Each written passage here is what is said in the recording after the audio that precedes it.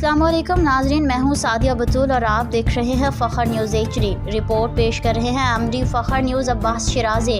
वफाकी दारुल हुकूमत इस्लामाबाद में गैर मुल्की हाई कमीशन ने अहलकार ने पुलिस कांस्टेबल पर गाड़ी चढ़ा दी। हादसा शाहरा दस्तूर पर सिग्नल तोड़ने पर पेश आया और कांस्टेबल आमिर काकर जख्मी हो गया। पुलिस कांस्टेबल आमिर काकर को तशवीशनाक हालत में हस्पताल मुंतकिल कर दिया गया।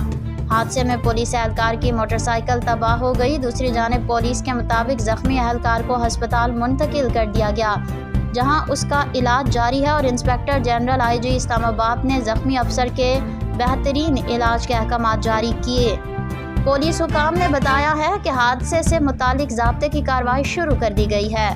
मज़ीद अपडेट के लिए देखते रहिए फ़ख्र न्यूज़ HD।